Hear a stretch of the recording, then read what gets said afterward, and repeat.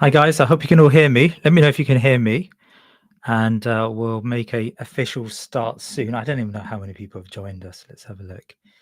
I hope you guys are all well, and you're looking forward to your exam coming up. Let's just get into the YouTube page. Sorry, I'm way.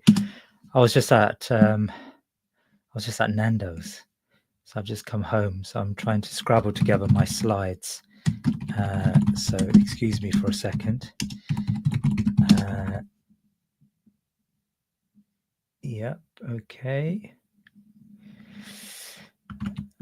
Still not getting any confirmation from you guys. Let's have a look.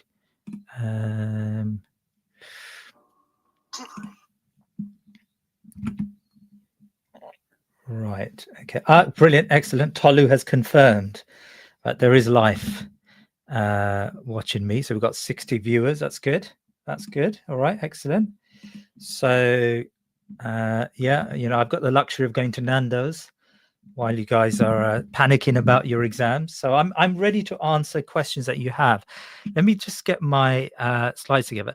By the way, I want to query something with you guys. The word cooked. A lot of you guys seem to be using this term, I'm cooked. Now, in my vernacular, cooked would mean a positive thing, right? Like if you're raw, that's negative.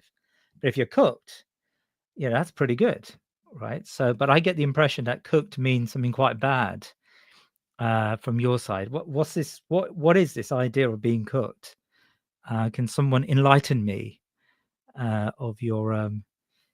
It means you're not going to do well. Yeah, well, I think the people who say I'm cooked in that sense probably aren't cooked, right? They're actually quite confident, but yeah, I don't know.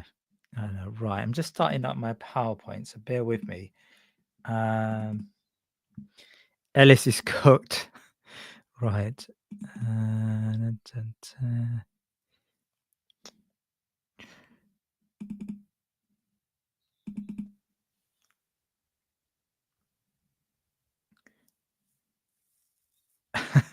John has just said, sir, if you get predictions right, can we go on a date? You're paid as long as it's Nando's, that's fine. If it's Nando's and it's well cooked, it can't just be cooked, it's got to be well cooked. I don't like it when Nando's half cook your meal. That's just, for me, that's just terrible. Right, okay, so have you guys all looked at my predictions? Have you all seen my predictions? I'm just going to work through some of your questions today. So let me share the screen with let me share screen window. Right, excellent. Okay, so first question for all of you: have you looked at my predictions? Right, because the predictions are all on my thing. That QR code there, so you can download the slides of those predictions. DZ said, I'll cook you the meal myself if your predictions are right. Excellent. That's good to hear. That's really wonderful. I'm sure, teenagers today will cook fantastic meals. Yes. Do you think you should would ask? Yeah. Do you think they would ask about voting behavior? How do you mean voting behavior? I mean, so Aisha, I have already talked about my predictions or questions. They'll ask you about every topic, right? So voting behavior is going to come up. Now, maybe it comes up as a merged topic with another topic, like voting behavior and democracy come together in one question. But you'll certainly get a question of voting behavior. Yeah. I think that's probably quite true. So yes. Michael, Mr. Patel, have you noticed that every year an ideology stays for 2 years in a row, then gets dropped? Is that so? I've not seen that pattern. And the ideology that wasn't used year before comes up. Should be conservatism and socialism. Aha, Michael. Yes and no. It's very possible that they could have two conservatisms or two socialisms. And I think they're getting to the stage where they may do that, right? They've now embedded, I mean, the new exam politics exam came online in 2018. So it's been a number of years now, 7 years. So it's about time they do have one ideology twice. So I wouldn't put it past them to have two conservatisms or two socialisms. And also, one of the things that Ofqual criticized the exam board about when it came to the previous politics exam pre-2018 was that they had these patterns and it became predictable. And so Ofqual are looking out for these patterns. So I'm not sure about what you say, Michael, but I would say that the exam board are quite devious, I have to say, and they do sometimes, they don't sometimes follow the patterns that you expect them to follow. Having said that, my predictions, in inverted commas, because I not really real predictions, you know, they could be wrong, but my predictions are educated guesses based on what's come up so far and what's probable, right? You know, I could be wrong. It may be that you know, you get to the exam and those don't come up, and you know, you can't sue me really because I haven't really exchanged a contract with you. And anyway, I'll be abroad somewhere, you know, far away from lawyers. But you know, I feel that don't look for patterns. In other words, yeah, don't look for patterns. Someone said it's too large of paragraphs for and against. Okay, I wouldn't do that. I would say to you that try to have at least two big paragraphs, and maybe if you can't write that much, maybe have a quicker paragraph on one side, right? So, you know, in a single paragraph, you'd have for and against. Another paragraph, you have for and against. And maybe in your third paragraph, you have for, if that's in line with your argument, or, you know, or against, if that's in line with your argument. So I would go with having a third big paragraph, right? Brilliant. Right. Tips for timing. Would you recommend to plan the essay before writing them? Yeah, Fatima. I mean, I think that's not a bad idea to write the essay before to plan the essay. But of course, if one of these essays come up in your exam that I've talked about already, then you know you're in a position where you don't really need to plan it because you've already planned it. It's already in your mind. Like the way you got to think about this, and you may need to divvy this up if you haven't done this already between you. But what you may need to do is just like take a number of these essays, write them out, and then you know a day before the exam. I think the exam is an afternoon exam, isn't it? So the morning, the day before the exam, just read through all of your collection of essays and try to commit it to memory. And I have students in my class in the past who would just stand there and read out the essays to one another, right? That's not a bad idea, by the way. That's a really good way of revising, because the more you hear something, the more you write about something, the more likelihood it is that you're going to remember it.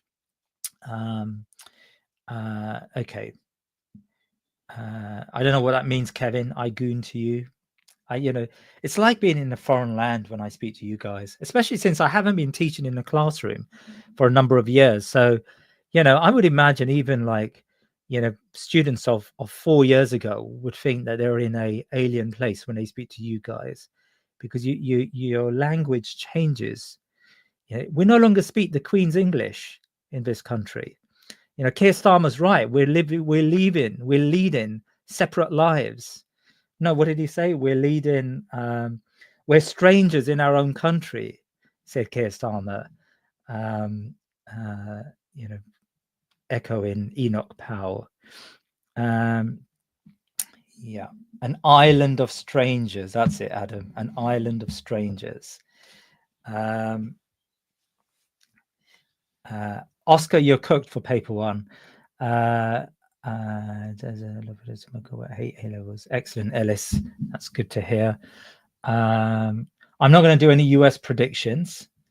If liberalism comes up, I'm leaving the exam. Yeah, you're at liberty to do so, because liberalism's all about freedom, isn't it? So go for it. You would just fail, but go for it. But the ideology question, do you need to have a for and against, or would you need a balanced argument? No, you don't need a balanced argument for ideology, Alia.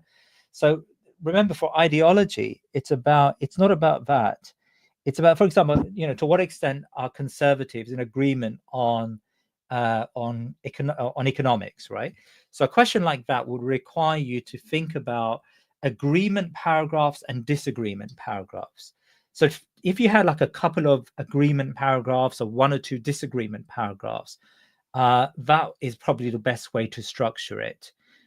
So maybe 3 paragraphs for a 24 marker, which you've got to do in half an hour.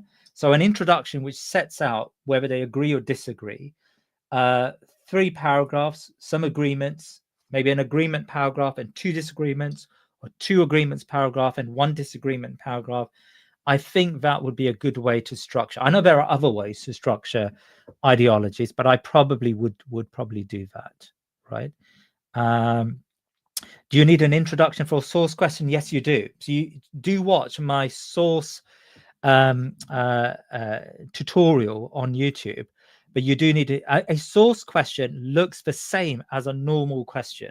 So you shouldn't be thinking about source questions as anything different to your average 30 marker. The only difference is that you're referring to the source as your point. But I talk about this in my 30 mark masterclass, I think I call it, right? So have a look at that on YouTube. I should be, I mean, we've got a lot of questions here, but I'm trying to answer, because maybe I should put the questions on the screen. All right, so let's look at this question here from Luke.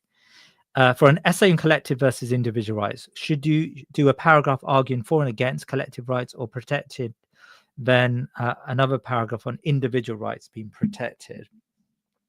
Yeah, you can do. You can do. I don't know if the question is going to be as sort of like as straightforward as that. But you can, the question a few years back was to what extent, or evaluate the view that collective and individual rights are protected sufficiently or something in the UK, right? So in that sort of essay, you would talk about collective and individual rights and maybe mix them up into a paragraph. You wouldn't need to have a separate. You can do if you've got enough knowledge about collective and individual rights, and you write collective rights, and then another paragraph on individual rights. That's fantastic. I think that would be a very good way of doing it, actually. But it's entirely up to you how you do that. You may want to mix it up within the paragraph. That's generally how I would think you would do that. Right. I'm going to go back. My politics teacher, Oase, tells us to have a small intro for P and against P. Then after the 2 points, write to what extent they agree or disagree. 6 points in total, and conclusion intro. What do you think? A small intro is true. I don't think you need to have, like, if you go beyond half a page, when I mean half a page, I mean an exam paper page on an intro, you're going that's a bit too long, right? But your intro, as I said, should cover 4 points, right? So, and that could be 4 sentences. So if I remember, I'm testing myself now, you'd have a political context. You'd highlight your 3 main points, right? You would define terms if there is a need for a definition, for example, direct democracy.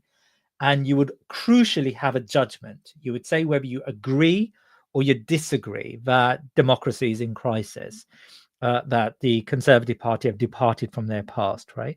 So as long as you've got those 4 things, and they can be 4 sentences, in my courses, I talk about how to write introductions, and introductions can be as simple as 4 sentences. So don't think about how long it is, although of course anything up to anything beyond half a page is really long, right? So I wouldn't do that, but do include those 4 points in an introduction. Question here: how many pieces of evidence for each paragraph in a point counterpoint structure? If I do 3 of each, my essays are way too long. No, maybe 3 then is too much, right? It's about how much you can write. Sometimes just writing examples without explanation of those examples and then analysis. So think about it as the following: example, explanation of an example, analysis of an example, right? In a paragraph, you would typically have that sort of structure. You'd have a point, you'd example the point, you'll explain what the example is referring to, and then you would analyze that example, right? And sometimes doing that, even if you've got one example in a paragraph is sufficient. Sometimes, and a good way of, if you've got 3 examples, a good way of doing it is just to reel off the examples in one sentence, right? So you could say, for example, the Conservative Party on economic policies, they introduced, COVID,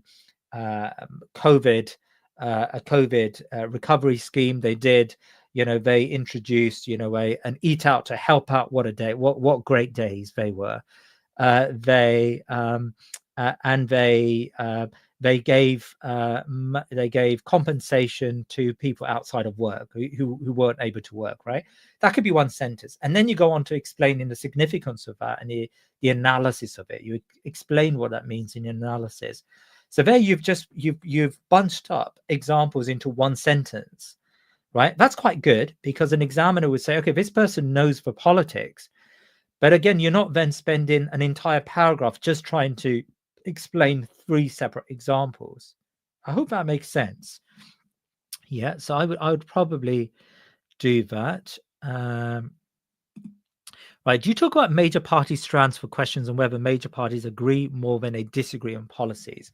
What do you mean by major party strands? If what you mean by this is themes like economy, social issues, foreign policy, then I think you're right. I don't quite understand the word strands here, Alex, but I would say that try to make those paragraphs thematic, right? So, economy, foreign policy, social welfare, that could be a way of doing it, right? Can we feature you in our 40 under 40 education 2025? Forbes. Of course you can, Forbes. You're most welcome to. That's great. As if Forbes would be on a revision, right? What's that so much better? I've been doing balance when. Okay, great, excellent. Shush, right. Right. With the ideology question, Kish, e.g., socialism, for my paragraphs, can I talk about revolutionary and social democrats? That, and for second, compare either one for them to third way. Much appreciated. I don't quite. You haven't written that question, Kish. It's like you're speaking in text language there, so I haven't quite understood your point, right? Are you saying, do you have to talk about all 3 strands of socialism in a single paragraph? No, you don't. As long as you've got all 3 strands somewhere in your essay, you may want to compare 2 strands in a single paragraph. That's perfectly fine. Yeah, I think I get your question now. Sorry, Kish, I wasn't so I was a bit what's the word? Not very nice to you there. But you're talking in caps. I mean, that's very Trumpian, Kish. That's what Donald Trump would do, right? On Truth Social. We're not on Truth Social here, Kish. We're on a more respectable network, YouTube. Is it unlikely for a question to come up in the AS? I don't know. I don't know is the answer to that question, Grace. I don't think so. The examiners are different. The ones who write the exam for AS will be different to the ones who write the exam for paper 1, A2, A level. So I wouldn't count on that. I've answered the question about how many paragraphs. Fate says, "Shut up, Grace." That's not very nice of you, Fate. I would suggest that you temper your language, please. Is this plan good? Evaluate the view that success of parties comes down to their media impact media on elections, leadership versus media, ability of media to hold the government accountable between elections. Yeah, I think that's good, isn't it? Leadership. So, by leadership, you mean how they treat leaders, the ability of media to hold a government accountable. Yeah, maybe that second point needs to be weaved into the question a little better. Like, what do you mean by what's that going to do with the success of political parties? Yeah. Oh, so an impact of media on elections. Yeah, I think that's good. Yeah, I think those 2 points at least. The last point, you probably need to clarify what you mean by that. Should I do past papers 2 days prior to the exam and bang out the predicted questions, Femi? I would bang out in inverted commas using your language the predicted questions first, and then of course it's not going to harm you, right, doing past papers. But if you do past papers, go back to the early past papers. Like, don't it's unlikely that last year's questions will come up again, right? Or 2 years ago even. So go back to the earlier past papers. When writing your essay, would you say to have your argument stated at end of every paragraph or nuance throughout, then clear stance and conclusion and intro? Yeah, so this is now talking about AO3R. AO3 is evaluation and judgment, right? So I talk about this in my 30-mark masterclass on YouTube, which you should look at. I have to say it's good to look at, because it's not just about you put it into intro and your conclusion. I say that I made up these two terms. There are two types of judgment. You've got interim judgments, which happen at the end of each paragraph, which summarizes the argument from the paragraph and gives you a judgment. Or you've got embedded judgments, and embedded judgments are typically put into paragraphs, right? So, for example, you could start a question on whether the major parties agree or disagree on policies. You could start that paragraph by saying, the stronger argument to say that they disagree more than they agree. The stronger argument, right? By saying the stronger argument, you're ticking the AO3 box, because you've got now a judgment in your essay, right? So I think that's probably the way to do it. But obviously, to put it in your intro and your conclusion. If all you do is put your judgment in your intro and conclusion, you're not going to get the full 10 marks. So you have to be able to embed your judgment within an essay. But again, do watch my 2 masterclasses on YouTube on 30 markers and source-based questions, because I explain that stuff really well, if I may say so myself. I was cooking. No, that's not true, because if I was cooking, I was failing. I was raw. Right. My teachers, my teachers have taught the 2-4-2 against structure, but your point counterpoint style is more applicable to some. No, I wouldn't do 2-4 and 2 against. Don't do that. Do not do that. So sorry to contradict your teachers, because we do have like a code of practice, but it's so close to your exam. I would not do that at all. So by 2-4, you have introduction, then you have a paragraph 4, paragraph against, paragraph against. Don't do that, right? What they want, the wise exam board, is they want to have for and against close together, even in one single paragraph. So for and against, and for and against if possible. The 3 paragraphs where you got, because you got to immediately counter the point you're making, rather than leave it to the end of the essay. So I would definitely not do that, please. Yeah, I would just not do that. And I say that because they talk about this in their examiners' reports. If you read any of the examiners' reports, they say this is not a good way to write an essay. So I'm sorry to put this to you, a few days before your exam. But I'm actually not sorry, because actually I'm saving your skin here, Z. So I think you owe me Nando's for a week. I would suggest. Zikera, I really do hope socialism or conservatism comes out. Honestly, if EDEXCEL put liberalism again 3 times in a row, they can do that, right? But again, for me, there's no pattern, and you should. Okay, I'm gonna give you a heart attack here, but they could have 2 liberalism questions. What are you going to do then if they have 2 liberalism questions? So I would practice liberalism and focus on those. As I said to you before, there's got to be a human nature question this year. Like, that's the strongest hunch I got, because they haven't yet asked a single human nature question throughout the last 7 years of exams, right? So one of the ideologies and human nature has got to come up. Now, I say that every year for the last 2 years, but I suppose the closer we get to covering the specification, the more likely it's going to come up. So do revise human nature for all 3 ideologies. Please do that, right?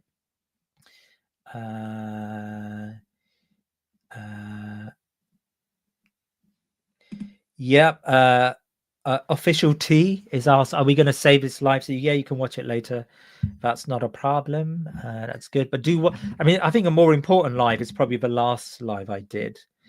Oh, we did that, didn't we? Yeah, I sort of talked about this, didn't I? How many stats, evidence should I include? I would say like 1 or 2 per paragraph, 1 for, 1 against, 2 for, 2 against, in that paragraph. That'd be good. Okay, Kevin, you've now set me up here. Did any of my predictions come up last year? Yes, they all did. Like the entire paper, I have to say, and I'm not saying the entire paper had one form of my questions for paper 1. So those students who did go through my predictions did really well. I can't say for sure this year, by the way, but the entire paper, there was a course through that paper. Like I can show you the emails I received from students last year who sort of said, look, everything that you asked us to revise for helped us with this exam. And there was one student who said to me that I've never sat through an exam where I didn't even have to plan that exam, because I just had it at the back of my mind. It was so clear to me how to write that answer. I can't say, for sure that's the case this year. Of course, I can be wrong. For the last 3 or 4 years, I've been pretty good on at least, think that you got a choice, haven't you? You got 3 questions for paper 1, and you got a choice, haven't you, between 2 questions. And at the very least, the choices were in line with my predictions over the last 3 years or so. So yeah. What do I do if I can't think of a point? You shouldn't be in that position in a sense, because at least for all of my predictions, you should have the 3 points already in your mind, shouldn't you? Right. So it's only when, and it's only when the odd chart, not odd, but if a question arises which doesn't have, you can't think of a point, then you have to sort of start improvising and cover up your tracks and pretend you sort of have a point when you may not have a point, with the sort of belief that the examiner may miss it, right? But I'm not here to tell you how to dodge the examiner's mind. Yet the thing will be saved. I feel like, Leah, at this stage my fate is decided. It's best I just revise prediction essays. Yeah, this is quite an existential question, Leah, and I would like to actually talk about this, because of course that presupposes, Leah, that that somehow nothing you do now is going to make any difference, right? No, I've had students who 3 or 4 days before the exam, they said, okay, if I focus on these predictions and I write all of these essays, or many of these essays out, will I be able to get a good a grade in the exam? And I said, well, look, you're leaving it late, but you've got everything to play for. And the student just worked through, and they came out of the exam saying they think they've got a great grade. So I wouldn't I wouldn't sort of leave it to fate. I would put a lot of effort into this, right? Yes, Sahej, you can be biased in your point. When you mean bias, maybe that's a wrong phrasing. You should have a judgment, but it's not just in your conclusion. Again, watch my 30-mark webinar. It's throughout your essay. You've got to have a judgment, and you've got to echo that judgment throughout your essay. So please do.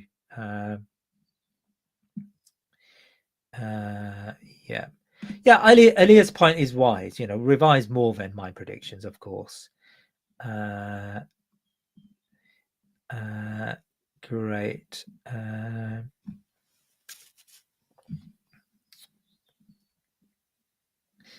Is there a okay? Is this plan good? Successful parties comes down to their media. Oh, media. We've said that. Sorry. Leah, fine. Yeah, if you run out of time, do write a conclusion. That's a good point. Yeah, never leave an essay without a conclusion, because examiners don't know you've run out of time. Examiners aren't going to know that necessarily, right? So don't give them the impression that you've run out of time. You got 3 minutes left. Cut to a conclusion and write a conclusion. So it seems like you've planned it and you put it together, and there was no case of, because you lose marks, you lose good, valuable marks. If you don't have a conclusion, it's very hard to get an A grade, I would say, if you don't have a conclusion, right? So conclusions are so important to put into essays. Yeah. I don't have any idea about grade boundaries always. Yeah, I think I've answered. See, I've answered evidence, so don't I'm not going to answer that anymore. Can you get an A star with 2 examples per paragraph? Yeah, of course you can. It's about an A star is about how sophisticated how contemporary your examples are, how sophisticated your analysis is, and how well you write judgments, right? So that's probably how you get an A star. And so, if your examples are really good, and then you analyze those examples in a very sophisticated way, and you've got good judgments throughout your essay, then there's nothing stopping you getting an A star. Yeah. Right. Yeah, good. That's a good point. No, AS papers, no labels aren't linked. We've said that. I know I'm going back. I've got lots of questions I'm trying to answer here. Thank you, Fate. Gilmore wants to know if there's Theresa May will come up as a social. Yeah, that's a funny one. Yeah. Oh, we've said that. We've said that.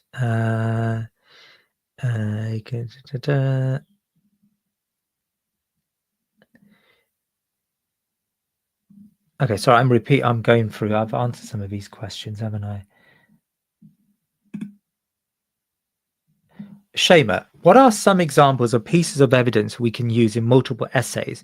So it doesn't matter what the question is, they still be relevant in most cases. Yeah, I don't really think about it like that, but I think you can use, lots of, I don't know. I mean, like political parties tend to come up, policies can be used quite widely, can't they? So you can use policies in multiple essays, I would suggest. Yeah, I don't know. I don't know if I have. I've never thought. I mean, I do suggest to students that you can use, because remember, they don't like they refresh. So even if you use the same examples in your 2 UK politics essays, that doesn't matter so much. They're not going to mark you down for that, right? Okay. Right. So surely a question on minor parties is a guarantee this year with the rise of reform in recent times. Yeah, possibly. Like I did put a minor parties question, didn't I? Or maybe a question about whether we're now in a 3-party system, right? Or a multi-party system. That type of question could come up. So potentially, right? Remember, the exam paper was written last year sometime, but of course reform has been an issue for some time. So I would suggest that possibly they've had 2 minor parties questions already, but that doesn't preclude they're not going to have a minor parties question again. Yeah.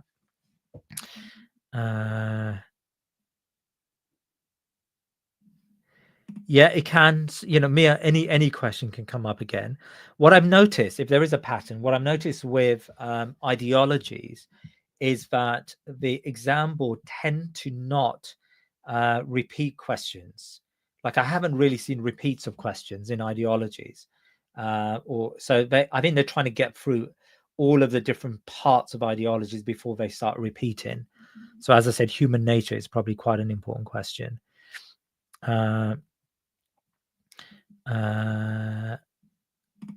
Yeah, for to what extent parties agree on policies, agree more than they disagree. What key points would you do? Could I say Keir Starmer on migration today say Yeah, you can talk about migration, can't you? If you've got enough to paragraph on migration. I mean, the key parties, at least the Conservative and Labour Party, are probably quite similar on migration. It's the Liberal Democrats that would disagree a little bit more with the two major parties on migration. But I would talk about economy as a major sort of fault line between the three political parties, and maybe talk about welfare.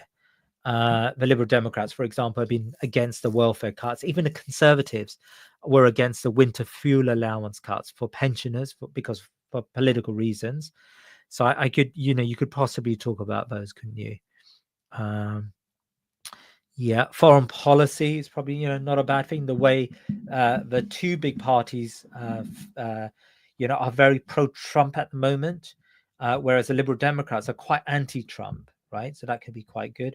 On Gaza policy, the two big parties tend to be quite similar on Gaza. The Liberal Democrats are a little bit more critical, but I would say that both Labour and Conservative policies is quite frankly to support the genocidal Israeli state, and it's horrible. It's horrible, right? But it is what it is, right? These two parties have sort of given up those principles. Wherever Liberal Democrats are slightly more, I would say that Liberal Democrats even are quite cautious, but they're slightly more critical of the state. You have to go down to the Green Party. I mean, the Green Party have an official policy that calls the Gaza calls what's happening in Gaza a genocide. But that's the Green Party only. The SNP, of course, have that as well. But yeah. Can I tell people one? Yeah, will you still be given marks if you're excited? Yeah, I don't know. I mean, I think if you're off by 1 or 2%, that's not a problem. But if you don't know if you don't know a stat, for example, a lot of students say that the UKIP won 4 million votes in 2015, right? And it wasn't 4 million; it was 3.8 million, right? But you could say UKIP won just about 4 million votes, or the Labour Party, won in 2001 by just under 60%, right? And it was 59.4%. But if you can't remember that, just under 60% is fine. They're not going to penalize you for something like as minor as that, I would say.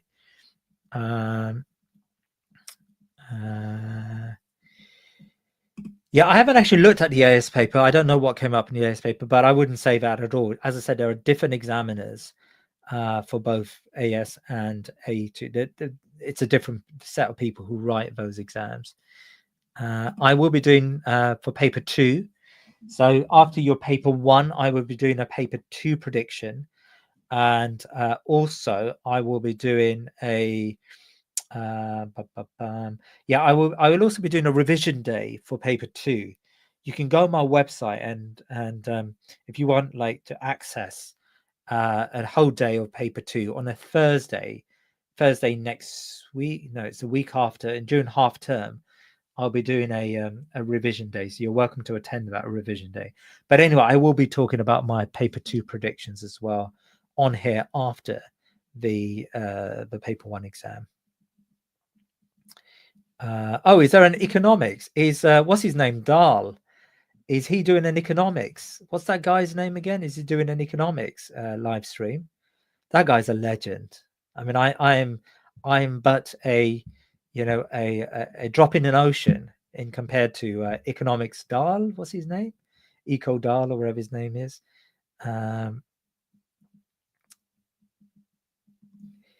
Yeah, Jessica's got a good question.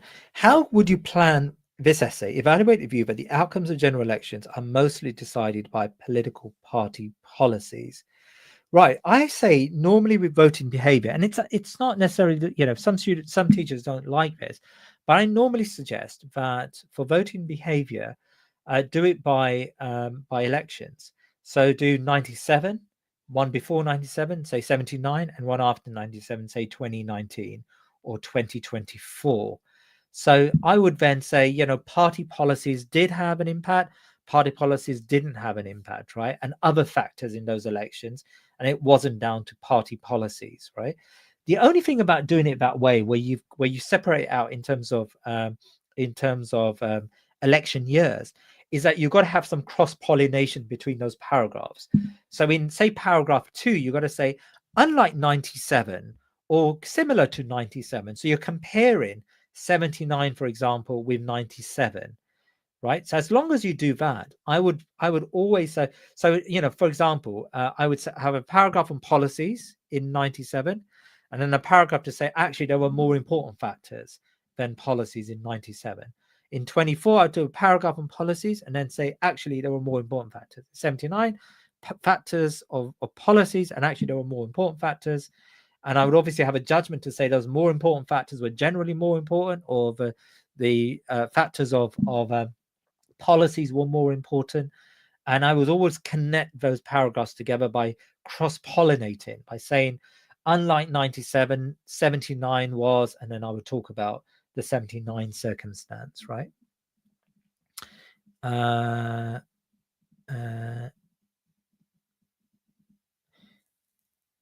Okay.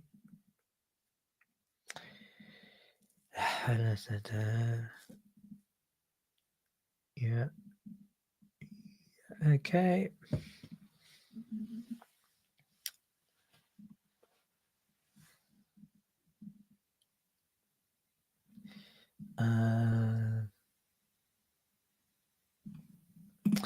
Yeah, Fatima, could you please go through what points you would mention in one of your prediction questions? Evaluate the view that the choice of electoral systems impacts the type of government that is formed. Yeah, it's a difficult one. So I would sort of say something like first past the post will lead to a certain type of government, usually huge majorities, a winner's bonus, safe seats, complacency, a strong connection maybe to manifestos, right? I would say that, that's first past the post, right? That's the type of government that comes out. But then I would say, actually, in recent years, that hasn't happened, right? You've had coalition government in 2010. There isn't a commitment to manifestos, actually, because parties always undermine manifestos. Safe seats today aren't actually that safe as they claim they were, right? You don't have a winner's bonus because actually you've had these slim majorities or no majorities in recent years. So things are now going, you don't sideline third parties. It's said that reform is going to surge ahead, right? So I would say, first past the post. Then I would go on to say, I don't know, AMS as an electoral system, and say, okay, AMS tends more towards coalitions, and I would talk about all of, what type of governments typically come out of AMS. Then I will counteract that and say, actually, that hasn't happened sometimes, and it's not always the case. And Scotland is a good example of how AMS has actually led to an odd outcome, which is, a majority government on one occasion, for the SNP, right? And then I would move on to STV and say, well, STV tends to lead to coalitions and tends to lead to voter choice, and governments become more reflective of public opinion, and they connect more with public opinion and the rest of it.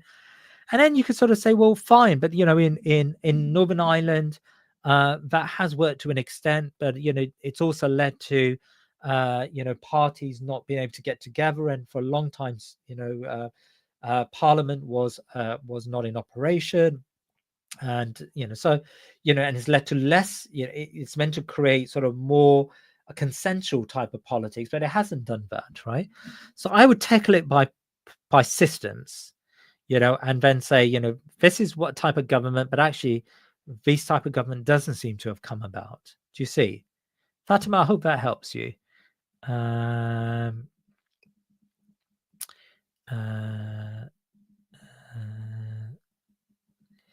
Right, just going through your questions.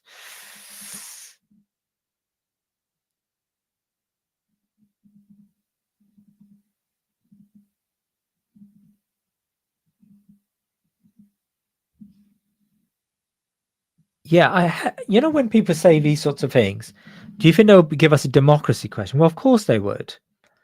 Like, it's unlikely that a topic doesn't come up Like you'll always get a top. All 4 topics will come up in some shape or form. Maybe, just maybe, sometimes they'll miss out a topic, but I don't think that's the case, right? So I wouldn't do that. Like every topic is going to come up.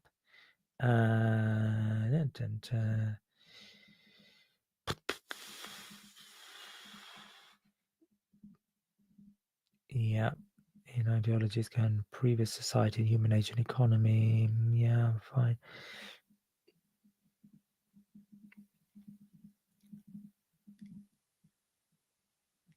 Right.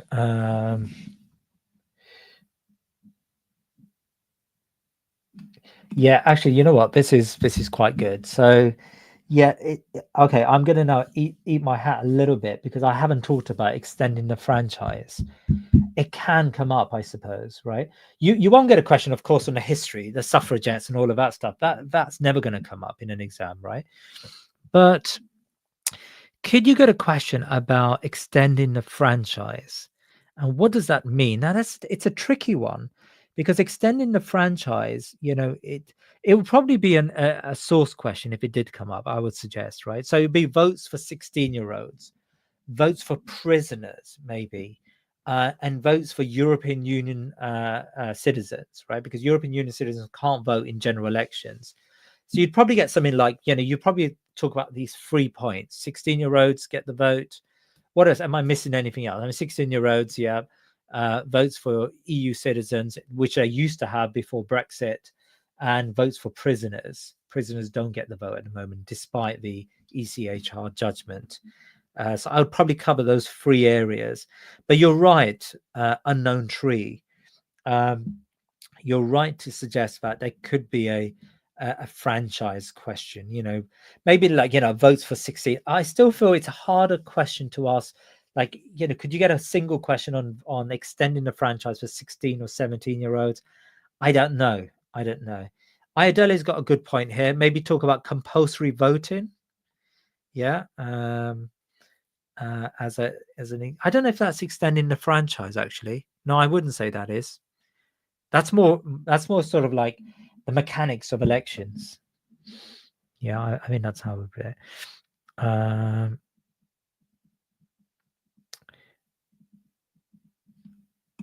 Yeah, Mariam, how quickly will you upload predictions for paper 2? So I'm going to put it up soon, but I would on the night of the of paper 1. So once paper 1's over, I would do a what do you call it? A webinar. Paper 1's on Tuesday, right?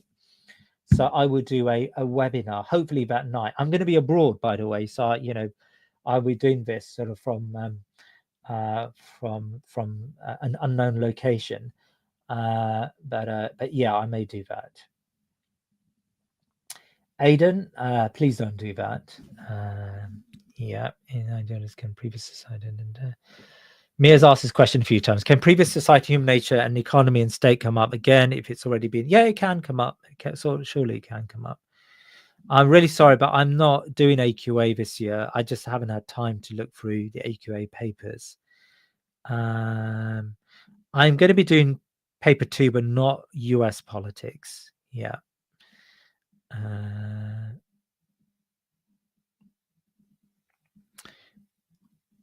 Yeah.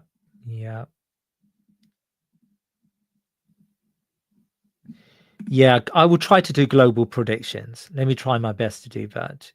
Are my predictions free online? Yeah, they're on YouTube, so you can do that. Yeah.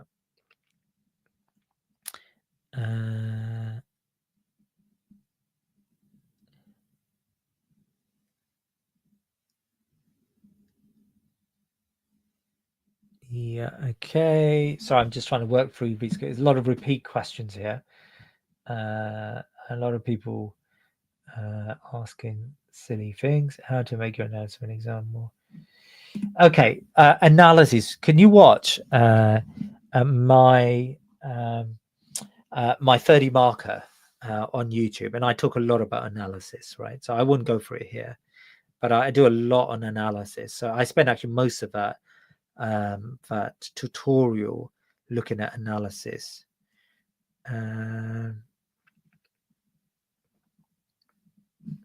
Again, the same. It's all in that tutorial, Michael. So I would, I would talk about. I go through different types of analysis. So just watch that tutorial.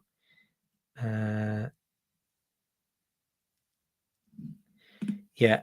For your King's College Day, will you just go over the paper 2 content and your predictions, or what exactly? Yeah, I'm going to go through each essay. Ayodele, I'm going to go through each essay. So I think, Ayodele, you've attended my series 3, haven't you? So I'm going to do that again. But I didn't get a chance to do series 4, which was relations between the branches and Prime Minister. So I'm going to do those 2 in detail in that. But it'll be going through the 4 topics and the revision for each one, the essays for each one.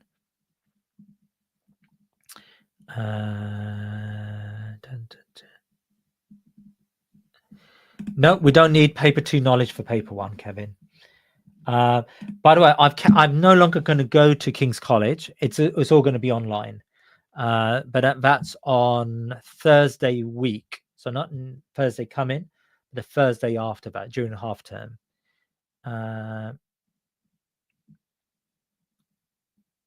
Yeah.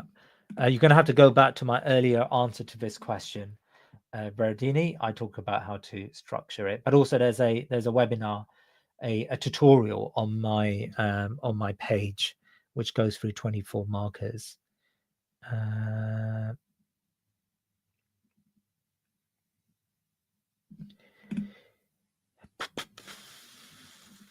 You can use the same evidence. I've said that. Yeah, you can use the same evidence. So I'm still at 935. You know what? Let me fast forward to now. That's a great question, of course. That's actually quite an interesting question, because that, one does wonder who the Prime Minister is. That's quite true. How necessary is a definition in introduction? I think it's a good idea. I can't say for sure, but it's a good idea, to have a definition, if there is a need for a definition, of course.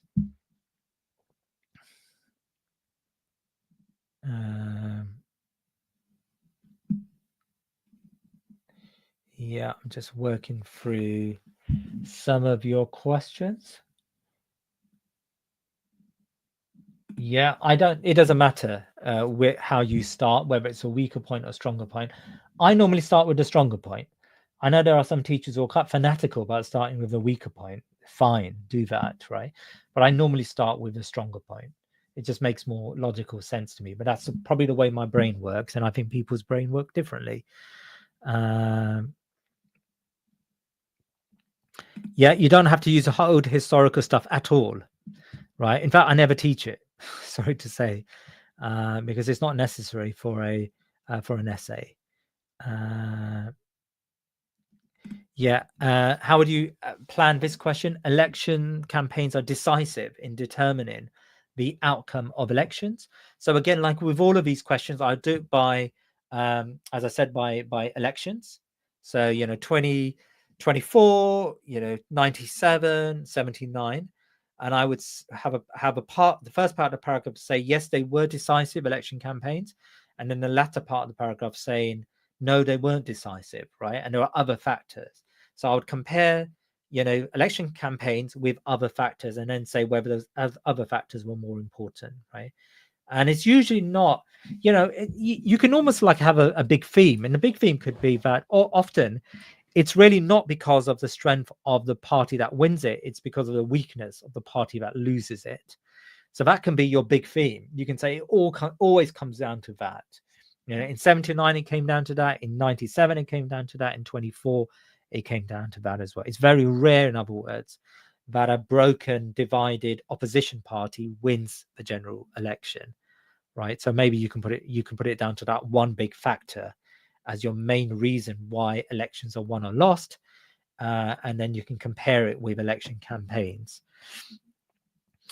Okay.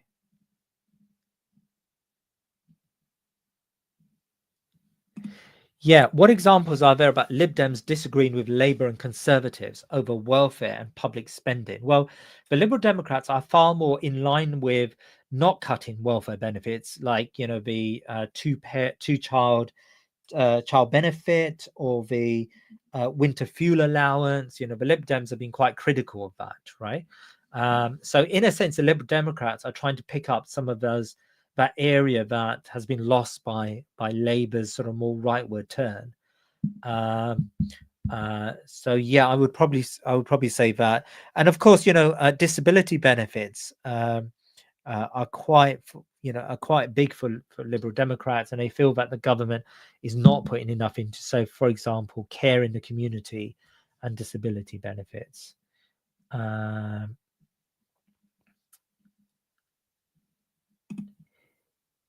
Yeah, that's a great question. Evaluate the view that media is better enhancing democracy than pressure groups. Yeah, that's a great question. That can come up. That's a good question. Yeah. Best mangoes in the world, no doubt about it. There's no question. You can't beat an Alfonso mango. How do you remember examples? You write them out over and over again. You talk about them, you verbalize them, you talk to each other about it, and you remember it more. The more you talk about something, the more you're going to remember it. That's a guy's name, Econ plus Dahl. Econ plus Dahl of policy. But Econ plus Dahl is much better. I mean, I think this guy is just phenomenal. If any of you do economics and you're in conversation with Econ plus Dahl, can you pass on my regards to Mr. Dahl? I don't even know his name, but pass on my regards to him, because he is great. Right.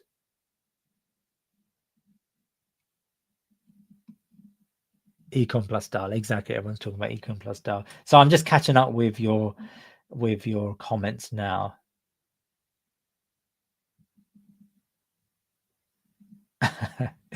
Yes. Okay.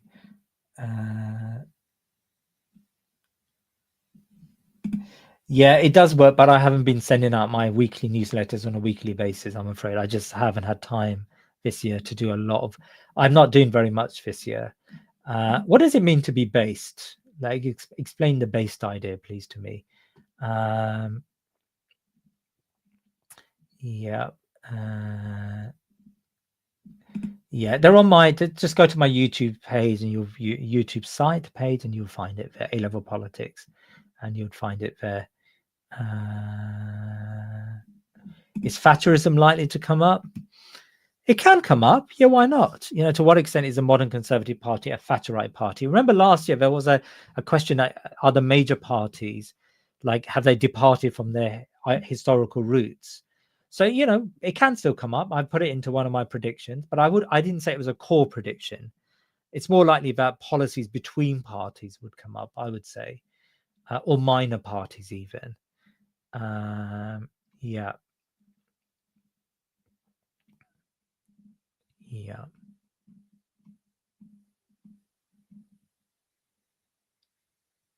Brilliant. Okay.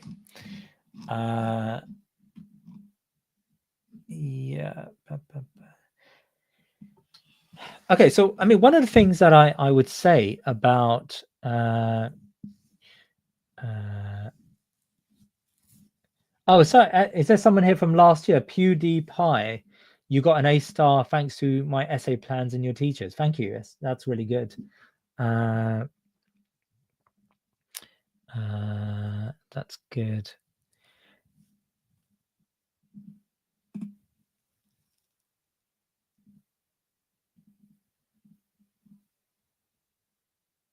Excellent.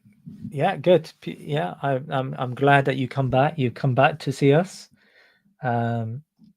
Yeah, we had more people on last year. I mean, that's partly because I haven't done enough advertising of my stuff this year. I've just been very busy, I'm afraid.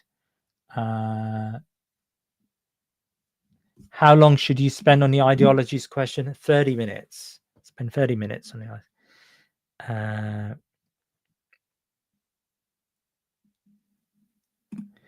yeah, that's not a bad idea. Look, why don't you working together with others and and doing essay plans and like sharing out essay plans is not a bad idea. why don't you guys get together? You know, I don't know how you do this, but why don't you guys all get together and have like a you know, have a commitment to share at least one essay with one another, so that you can work on, you know, on those essays together. That's not a bad idea either, but that's for you to do. That's for you to do.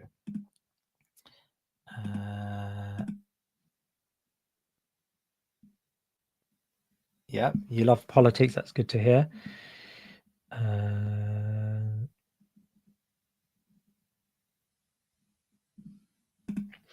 Yeah, so by under with the webinars on your website, is it helpful to purchase it if these last few days of revision to maximize chance of a high grade? Look, obviously I'm going to say yes, but I would say yes only for the following reason. If you can't watch the videos now, at least you've got all of the essay plans, haven't you? Because all of those essays are planned out in great detail. So you can download all of those essay plans and read through them. If you've written those essays out anyway, then you don't need to do that, right? But if you're falling short, then you know, just download the essay plans and read through them. I've halved the price of each one, so you know, that's, again, you know, I'm not look, I can't say to you, you know, that you should do that, but you know, it's not going to harm you, is it, if you haven't written those essays out already?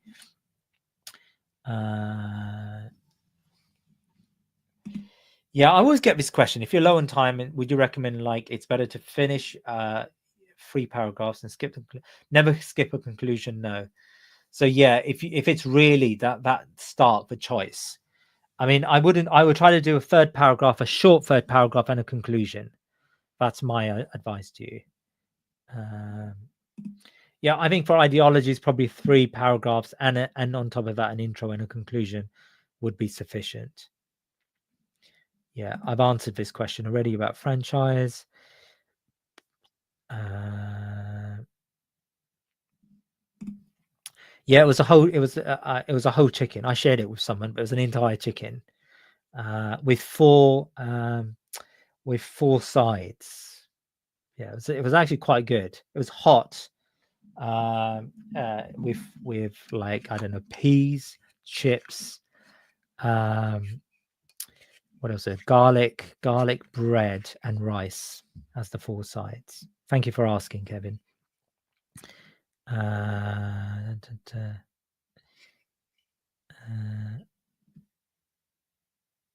Yeah, I put that as part of my prediction, so I would say it could come up. Direct democracy could come up. Yeah. As I said, it will be on probably Tuesday evening.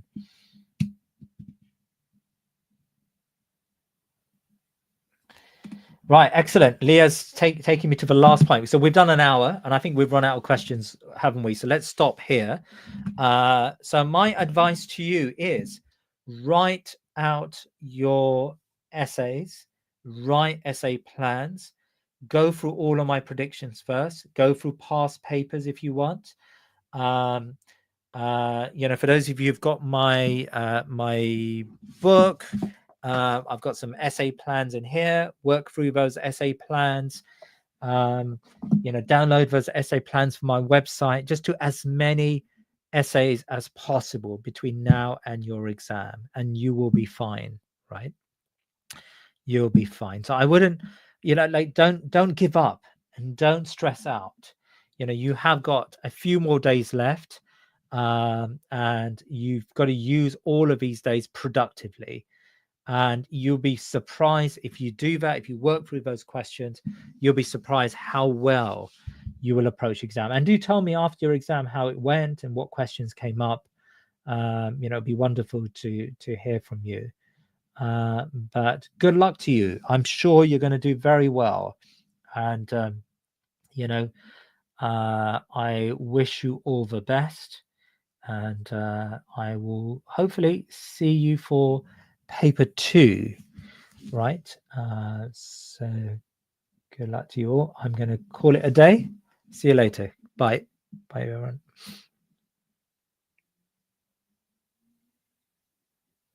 See you guys.